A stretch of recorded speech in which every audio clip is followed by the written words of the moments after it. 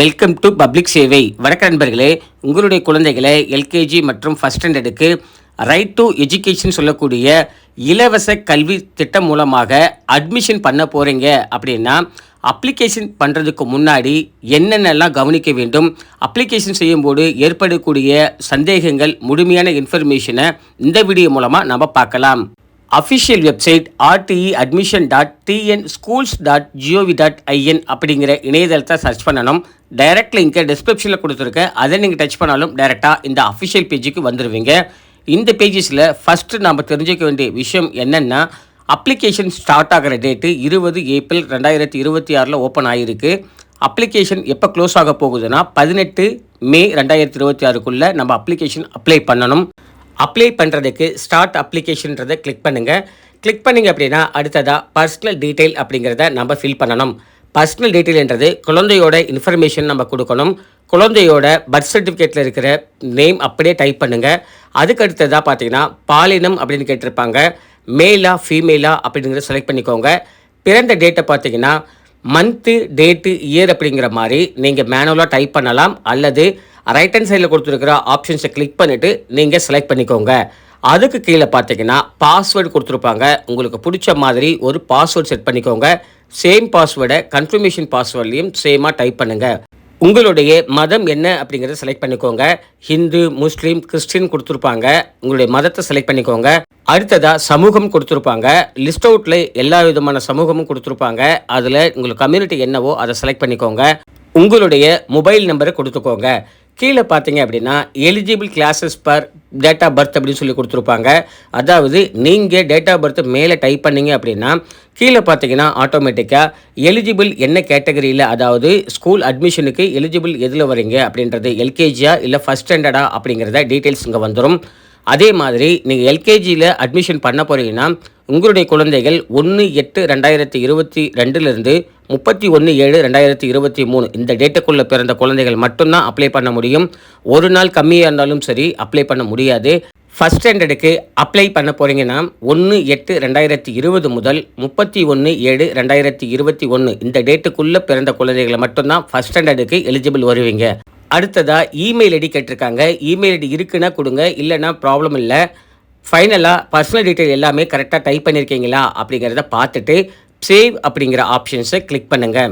Save பண்ணதும் அடுத்ததாக your application number அப்படின்னு சொல்லிட்டு அப்ளிகேஷன் நம்பர் வந்திருக்கும். இந்த அப்ளிகேஷன் நம்பரை சேவ் பண்ணி வச்சுக்கோங்க. இந்த அப்ளிகேஷன் நம்பரை வச்சு தான் நீங்கள் அட்மிஷன் பண்ணும்போது யூஸ் பண்ண முடியும்.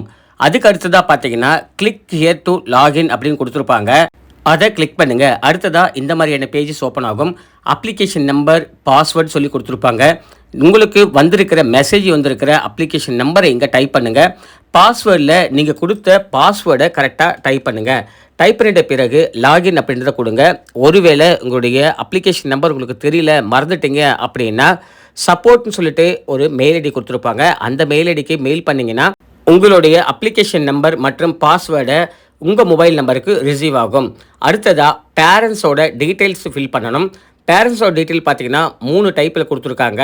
நீங்கள் அப்பாவோட பேரில் அப்ளை பண்ண போகிறீங்களா, இல்லை அம்மா பேரை வச்சு அப்ளை பண்ண போகிறீங்களா, இல்லை பாதுகாவலரை வச்சு அப்ளை பண்ண போகிறீங்களா, இந்த 3 ஆப்ஷன்ஸில் ஏதாவது ஒன்று சூஸ் பண்ணிக்கோங்க.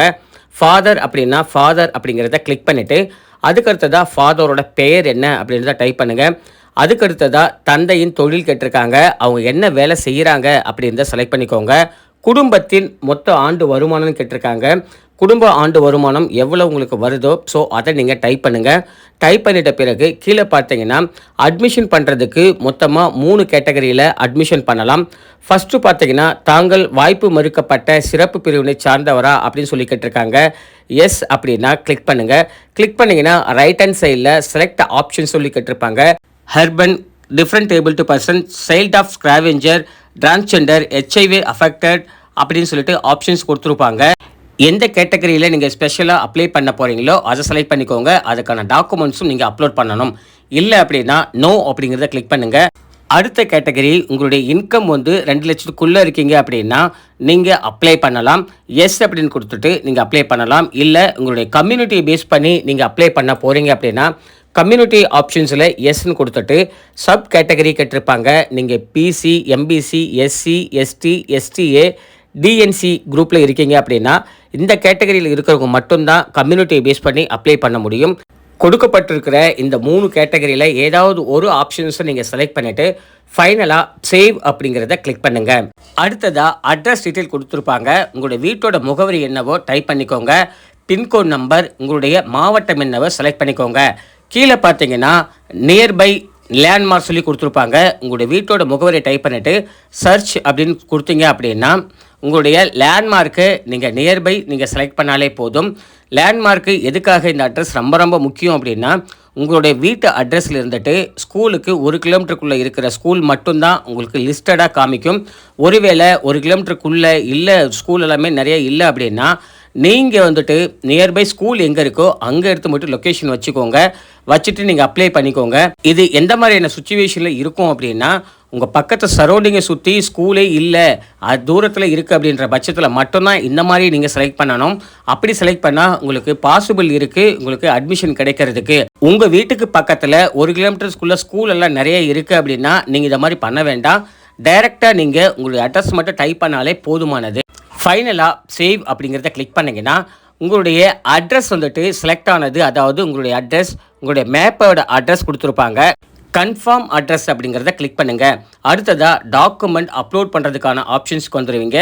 என்னென்ன டாக்குமெண்ட்ஸ் எல்லாம் நீங்கள் அப்லோட் பண்ணுறீங்களோ அந்த சேம் அப்ளிகேஷன் ஃபார்ம் நீங்கள் சப்மிட் பண்ணும்போது இந்த டாக்குமெண்ட் எல்லாமே ஒரிஜினல் காப்பி எடுத்து போய்ட்டு நீங்கள் ஸ்கூலில் சப்மிட் பண்ணணும்.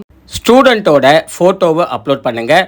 பிறப்பு சான்றிதழ் கேட்டிருக்காங்க, பர்த் சர்டிஃபிகேட்டை அப்லோட் பண்ணுங்கள். பெற்றோருடைய அடையாள அட்டை, இங்கே பெற்றோர் அடையாள அட்டையில் நீங்கள் ஃபாதரோட டீட்டெயில் கொடுத்துருந்தீங்கன்னா அவங்களோடது அப்லோட் பண்ணணும். மதரோடது கொடுத்துருந்தீங்கன்னா அவங்களோடது அப்லோட் பண்ணணும். அல்லது கார்டியன் மூலமாக அப்ளை பண்ணுறீங்கன்னா கார்டியனோடதை அப்லோட் பண்ணணும்.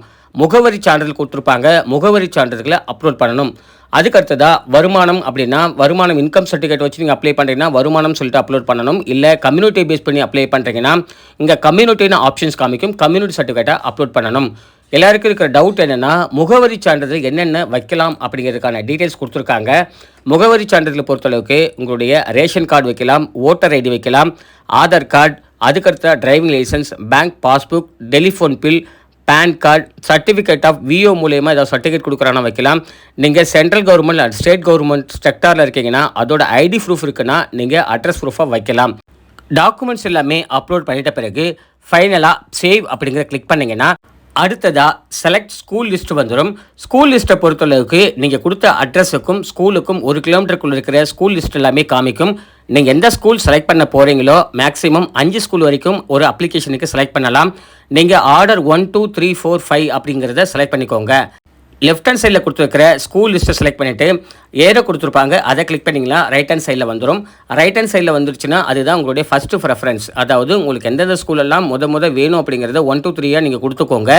கொடுத்துட்ட பிறகு ஃபைனலாக சேவ் அப்படின்னு கொடுத்தீங்கன்னா உங்களுக்கு அப்ளிகேஷன் ப்ரிவியூ காமிக்கும். ப்ரிவியூ காமிச்ச உடனே டீட்டெயில் எல்லாமே கரெக்டாக இருக்கா அப்படிங்கிறத செக் பண்ணிவிட்டு ஃபைனல் அப்படின்றத கிளிக் பண்ணிட்டாலே போதுமானது. அப்ளிகேஷன் சப்மிட் ஆகிடும்.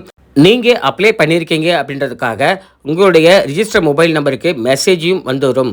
அதுக்கடுத்ததாக நீங்கள் எந்த ஸ்கூலில் அட்மிஷனுக்காக கேட்குறீங்களோ அந்த ஸ்கூலுக்கு போயிட்டு இந்த அப்ளிகேஷன் ஃபார்ம் மற்றும் நீங்கள் என்னென்ன டாக்குமெண்ட்ஸ் எல்லாமே அப்லோட் பண்ணீங்களோ அந்த டாக்குமெண்ட்ஸ் எல்லாமே எடுத்து போய் கொடுத்தாலே போதுமானது. ஸ்கூல் சைடில் நம்ம கொடுத்த அப்ளிகேஷன் எல்லாமே செக் பண்ணி பார்ப்பாங்க.